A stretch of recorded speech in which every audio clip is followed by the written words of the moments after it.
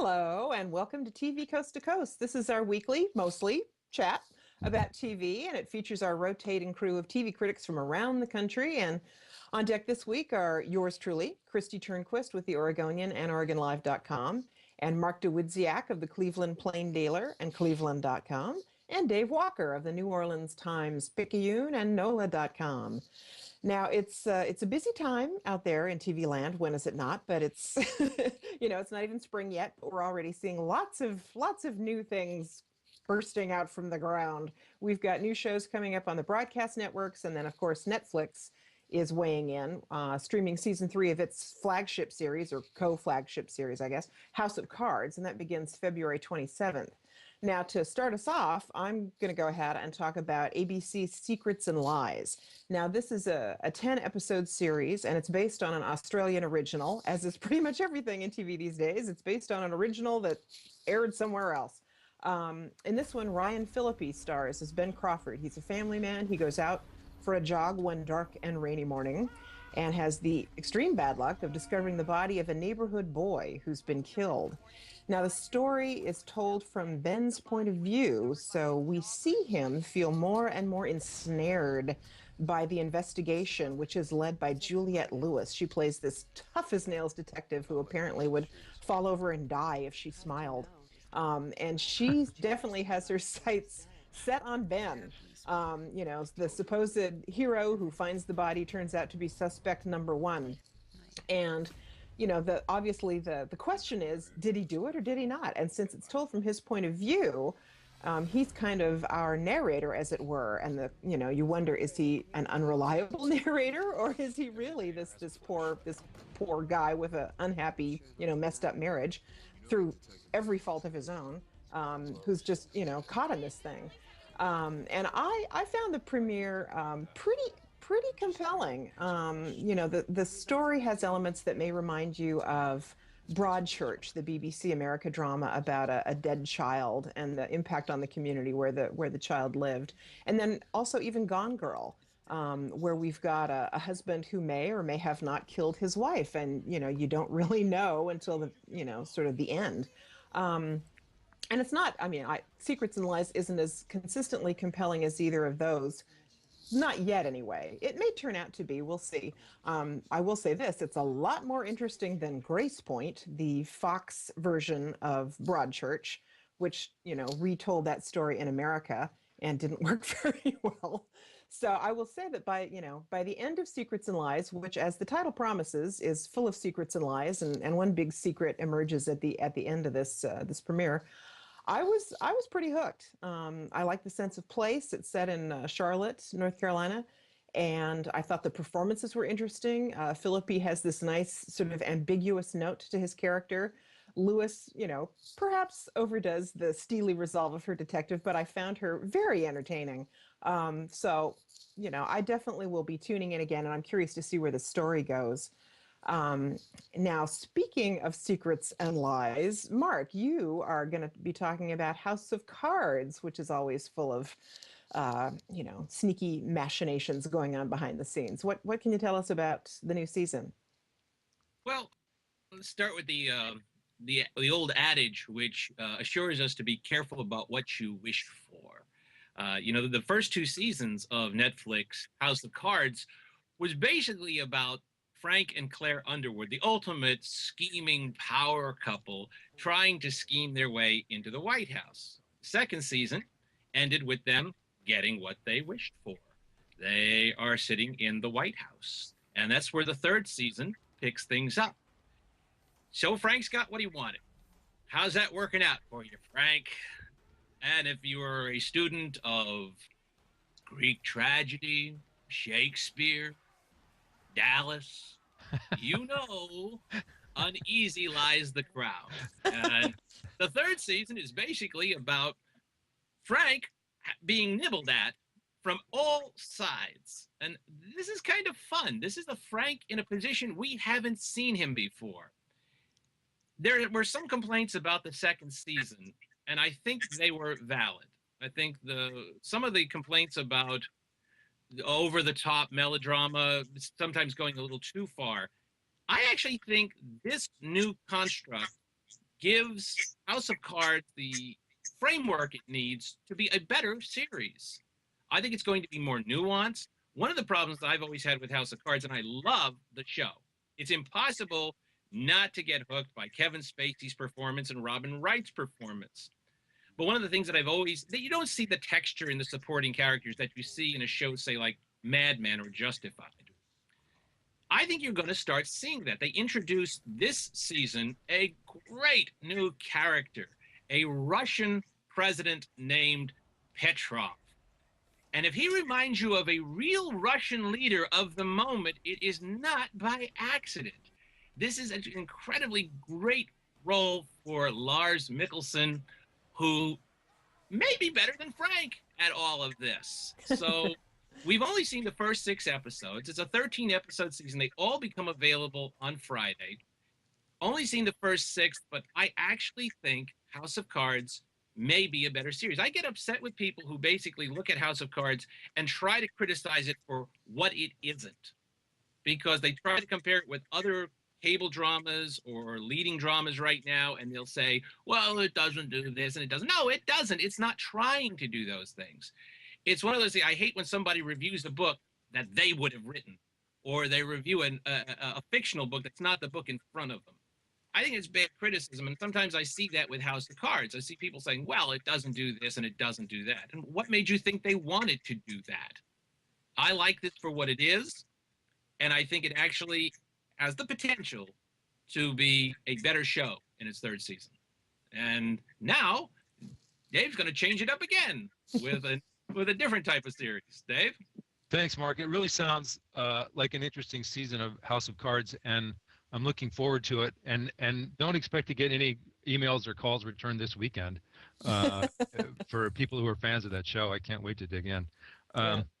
I'm talking about Battle Creek, which is a CBS drama starting Sunday that's got all kinds of different, interesting, intriguing backstory elements to how it got to TV. It actually came from Vince Gilligan of Breaking Bad. That may be why we're actually seeing it. It's a procedural set in Battle Creek, Michigan. It's really kind of dark. It's got a lot of humor. It's and by dark, I mean the screen is actually really dark. It looks like you're in a kind of a beat up cop show set in Rust Belt, Michigan. And Vince Gilligan doesn't really have all that much to do with this. David Shore, who's from House, took over show running on this show. And, House was a procedural in its own weird way. And so is this show. In the 2nd episode, not to spoil anything, but the crime is someone who drowns by drowning in maple syrup. It kind of comes out of total left field, but I really ended up liking it. In fact, CBS sent this pilot out last summer, I think, with its batch. No, in June, when it sent out the pilots, all that, and it was my favorite CBS pilot in that batch. And I think it's playing that way so far in just a couple of episodes. I saw and one of those interesting backstories about this show is that Gilligan has never been to Battle Creek. He might have gone since he talked about it in the summer, and he only was really interested in the setting because he read it on a Kellogg cereal box when he was a kid. At any rate, it stars Dean Winters is sort of the old school cop who does things the old way and deals with terrible equipment and an odd squad of colleagues around him. He's great. People will know him from Oz and 30 Rock and a bunch of stuff, but mostly from that insurance commercial he does. Let me say that it's a really good time for actors who've done insurance commercials. Because Winters is really cool in this. He's cool in everything. He's money in the bank as far as I'm concerned. And also Josh Duhamel, who's kind of a movie star character and a pretty boy who plays sort of a newcomer to this setting. He plays an FBI agent who's got all this wherewithal and ambition and versus sort of the old line kind of cops. And that's the oil and water story that they tell as they pursue the procedurals. The shows that this reminds me of, nothing on CBS. This is a really weird placement for that network, and probably due entirely to the Breaking Bad ancestry of the thing.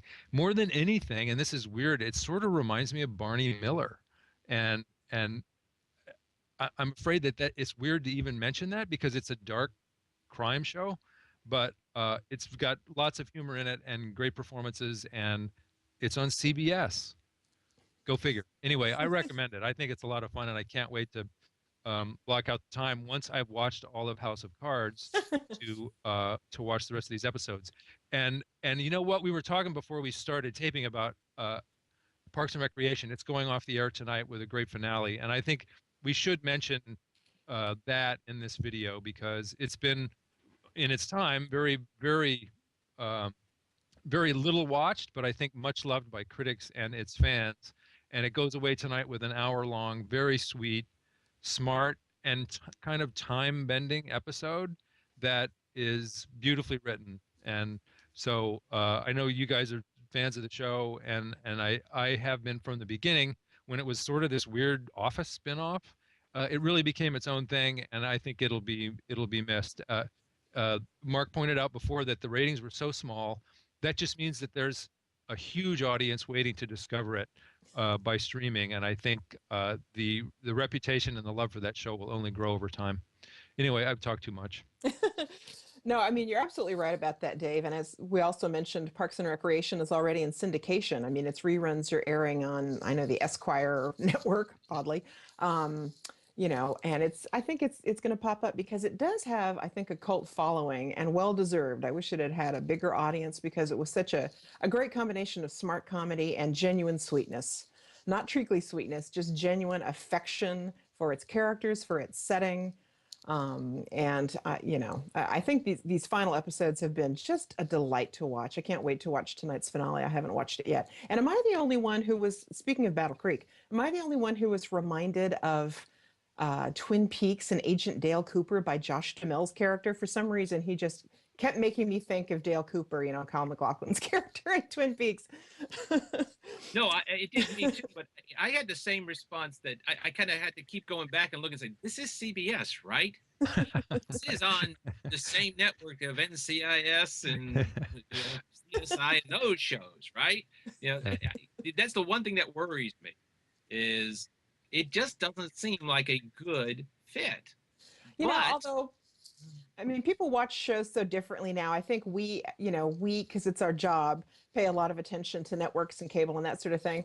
I was just talking to some folks last night and they watch everything either on Netflix or Amazon or Hulu, and they just kind of go for the show. They don't really think of sort of where its home is or, where it originates. So let's hope people find Battle Creek one way or the other, because I also liked it. I thought it was a real breath of fresh air. I think that's a good point, and I think it's why I'm not sad about Parks and Rec leaving, because it is going to have more of a life.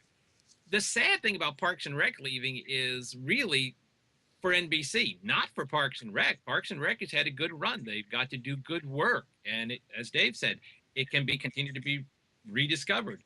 But this does cut the string for NBC. This is the last of their quality, smart, intelligent comedies, a tradition that goes back to the early 80s and Cheers. What a run of no network has served up more smart comedies over that, from Cheers to Frasier to Seinfeld to 30 Rock, all the way up to The Office. This is it. Yeah. They get this, and NBC is in the business of football and reality shows. Their smartest shows are Grimm and Blacklist, which are two fine shows. There's nothing wrong with them, but really, you're out of the business now, guys.